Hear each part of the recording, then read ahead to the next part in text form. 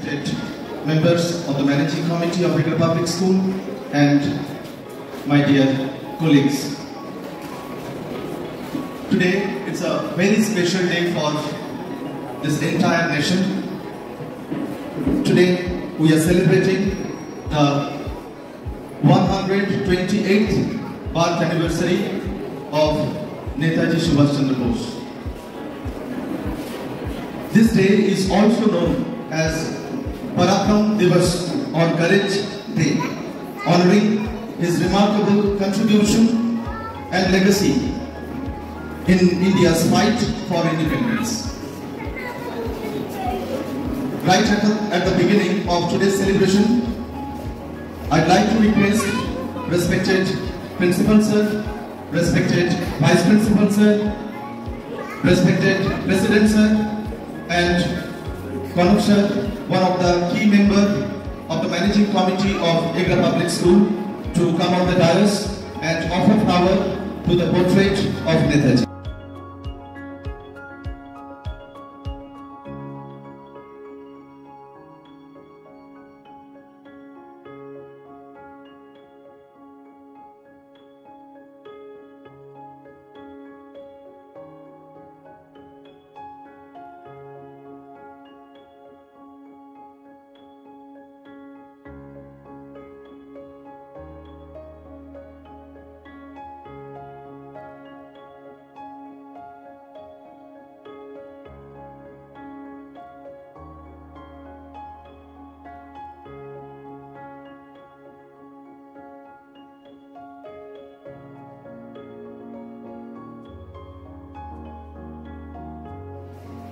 I'd like to request respected Principal Sir Darius. Today, the day is very, very special for all of us, for all the Indians. Today is 23rd January, and the day is special in the sense that we are celebrating today 128th birth anniversary of Netaji Subhash Chandra Bose. You know all of you that Netaji Subhash Chandra Bose in Indian travel movement, he was a great leader. We can say that we are enjoying freedom today because of such personality that led our freedom movement. You know, his iconic words, if you give me God, I shall give you freedom. And this inspiring words inspired millions of Indians to participate in the Indian struggle movement. We are going to play the first national anthem of India. It was actually accepted as the national anthem by INA. And while we are going to play that song and the entire song will be played, I would like to request each one of you to stand for the INA anthem.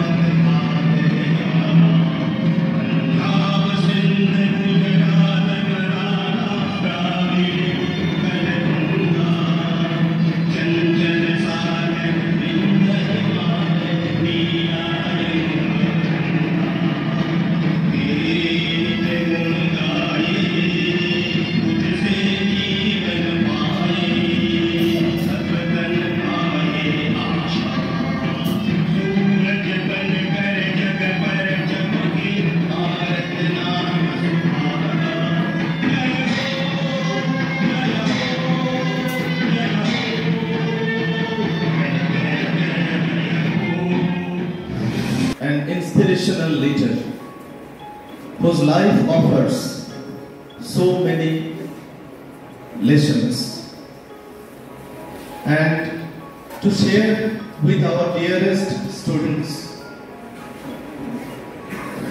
some of such lessons, I'd like to request respected Vice Principal Sir to address our beloved students.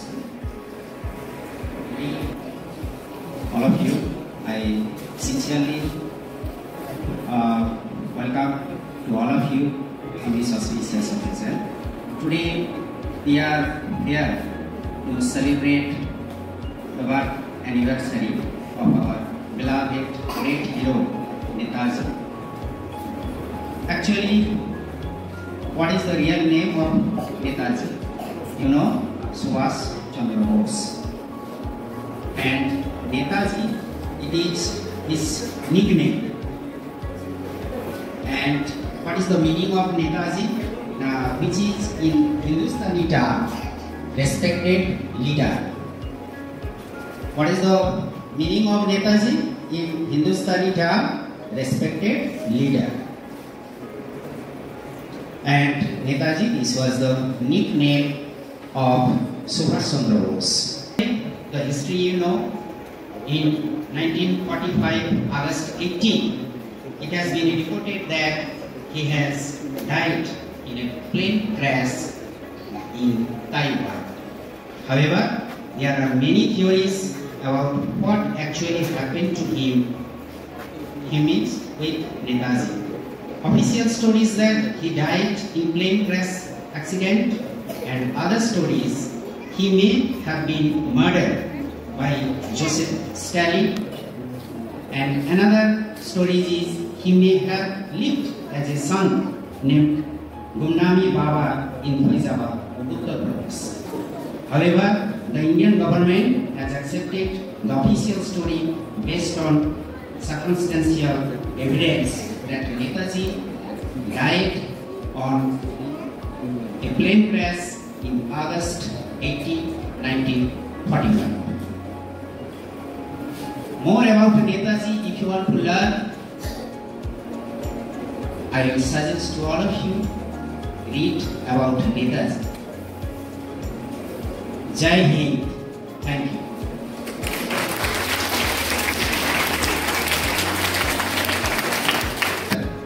I'd like to request Konark sir, one of the key member of managing committee of Egra Public School. I know you equally like to listen from sir. Sir also gives us valuable lesson in terms of his crafted stories. So I'd like to request sir to come on the dais and address our beloved students. Basu আমাদের কাছে একটি আবেগ, তার বেশ কিছু অজানা বিষয় বলতে গেলে অনেক সময় লাগবে, খুব সংক্ষেপে যতটুকু বলা যায় বলার চেষ্টা করব। আমাদের ছাত্রছাত্রীদেরকে যদি জিজ্ঞেস করা হয় ভারতের প্রথম প্রধানমন্ত্রী কে ছিলেন, সকলেই উত্তর দেবে জওহরলাল নেহেরু। এবং যদি অন্য কিছু লেখে ইতিহাসের টিচার অবশ্যই তাকে নাম্বার কেটে দেবেন, স্বাভাবিক। আমাদের ইতিহাসে স্বীকৃতি দেয়নি ভারতবর্ষের প্রথম স্বাধীন সরকার ছিল আজাদ হিন্দ সরকার, এবং প্রথম প্রধানমন্ত্রী ছিলেন আমাদের এই আজকের ভালোবাসার মানুষ নেতাজি সুভাষচন্দ্র বসু। তিনি ওখানে থাকাকালীন কতগুলো ব্রিগেডে ভাগ করা হয়েছিল তার বাহিনীকে, এবং তাদের জাতীয় সঙ্গীত হিসেবে রবীন্দ্রনাথ ঠাকুরেরই যে বিখ্যাত জনগণ মন অধিনায়ক তারই ভাষা, হিন্দি ভাষা কিছু শব্দ পরিবর্তন করে জাতীয় সঙ্গীত হিসেবে ঘোষণা করা হয়েছিল, এবং অত্যন্ত গোপনে তৎকালীন ম্যাড্রাস প্রভিন্স নাম ছিল, এখন চেন্নাই নাম হয়েছে, তার একটি সাউন্ড রেকর্ডিং সংস্থা থেকে খুব গোপনে গ্রামোফোনে রেকর্ডিং করা হয়েছিল এই সঙ্গীতটি।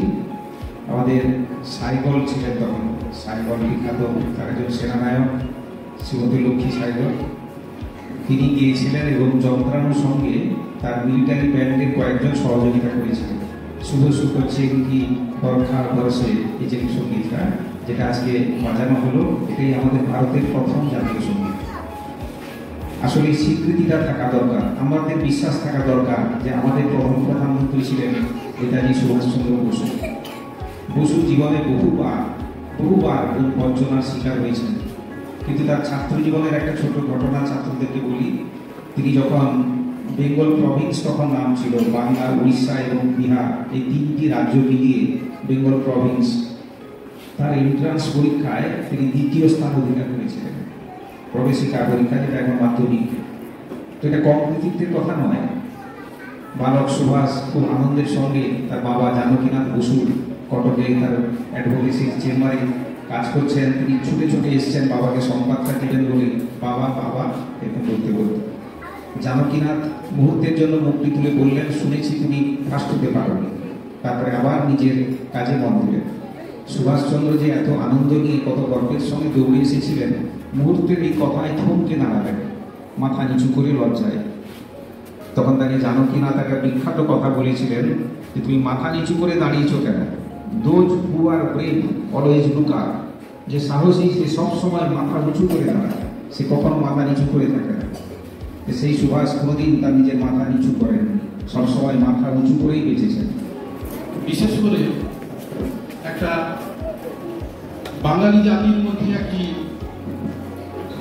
আবেগ থেকে একটা ছোট থেকেই যেন একটা গান্ধীজি এবং সুভাষ এদের মধ্যেই যেন একটা বিতর্ক তৈরি করা এবং স্বাধীনতার আন্দোলনের জন্য কার ভূমিকা বেশি, কার দ্বারা স্বাধীনতা এসেছে, এটি একটি ভারতবর্ষের ইতিহাসে চর্চিত না হোক, মানুষে মানুষে কিন্তু চর্চা ঘটে।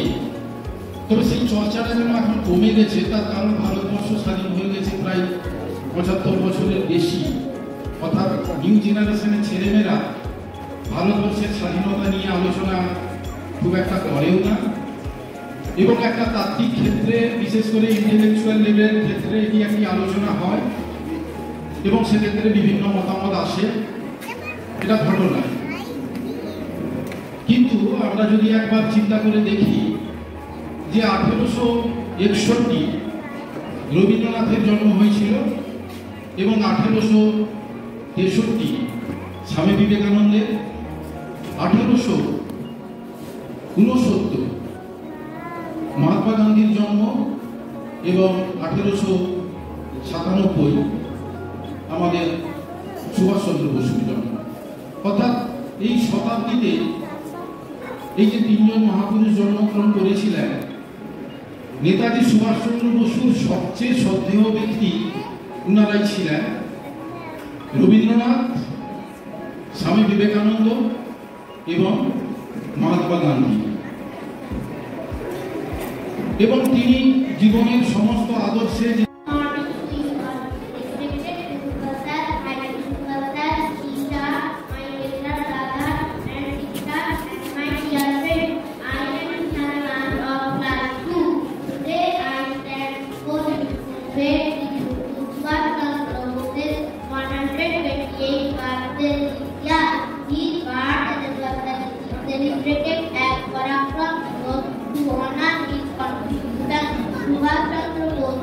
outstanding freedom fighter, a true patriot and a visionary leader of India. He was Bharat মায়ের অন্য শিশু তুমি, বীর নেতাজি সুভাষ। জানি না আজকে মনের ছাড়িয়া কোথায় করেছ বাস। আজাদ বাহিনী করিয়া গঠন হইল নেতাজি নাম, ত্যাগের মন্ত্রী লইয়াছ দীক্ষা, রাখিবে দেশের মান। কত জননীর ছড়িল অশ্রু, কত প্রাণ বলিদান, শহীদের রক্তে ভারত মাটিতে গড়িল রক্তের মান। স্বদেশের তরে হাতে বাহন ধরি লড়িল ভারতবাসী, ততদানে বীর দেশের সন্তান গলায় ধরিল তোমার রাজ্য হইল স্বাধীন। দেখিলে না তুমি তীব্র পতাকা উড়ছে আজি স্বাধীন ভারত ভূমি। জন্মদিনে তব দেশবাসী মানি যারা মোরাধনা, মনের হৃদয় আছো তুমি বীর, তাই তব জয়গান।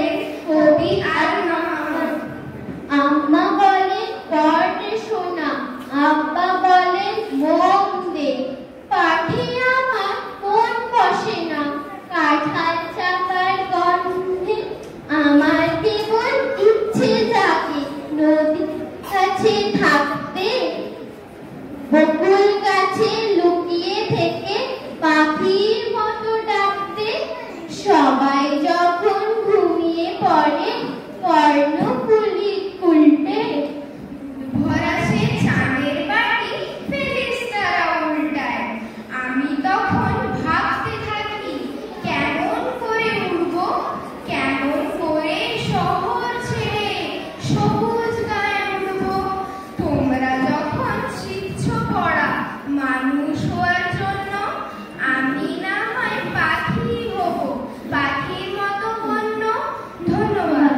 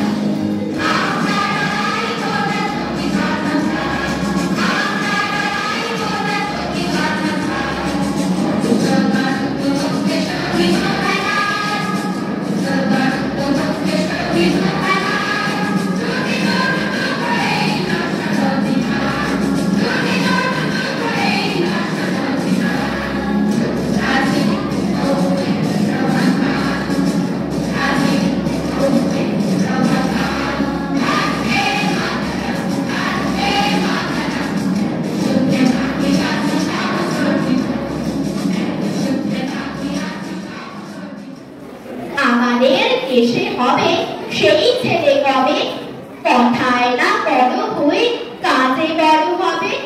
মুখে হাসি বুকে বল তেজে ভরা মন, মানুষ হইতে হবে এই তার পথ। বিপদ আসিলে কাছে হও বাবুয়ান, নাই কি শরীরে তব রক্ত মাংস প্রাণ। হাত পা সবারই আছে মিছে কেন ভয়, চেতনা রয়েছে তার সে কি পড়ে রয়। সে ছেলে কে চায় বলো কথায় কথায়, আসে তার চোখে তল মাথা ঘুরে যায়। সাদা প্রাণের হাসি বুকে করো এই পণ, মানুষ হইতে হবে মানুষ যখন। কৃষকের শিশু কিংবা না যায় কুমার, সবারই রয়েছে কাজ এ বিশ্ব মাথা। হাতে প্রাণে খাটো ছবে শক্তি কর্তা, তোমরা মানুষ বলে দেশের কন্যা। নমস্কার।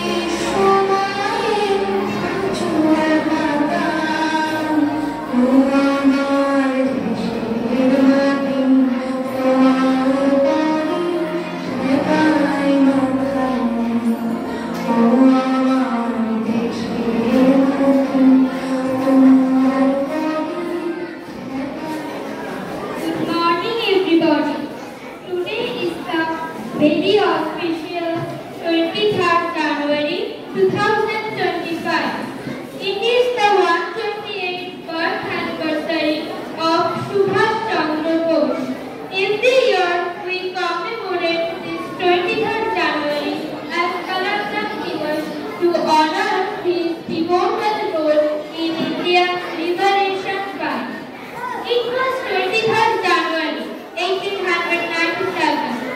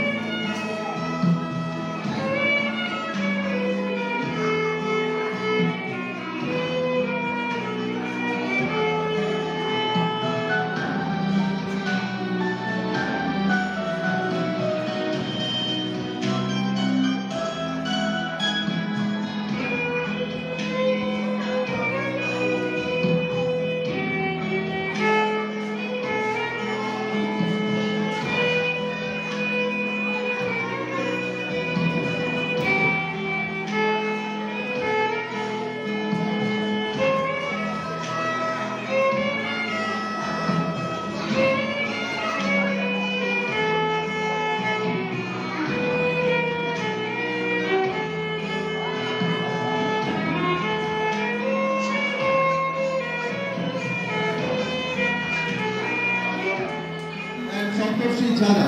These students are getting prizes for being French in English in class.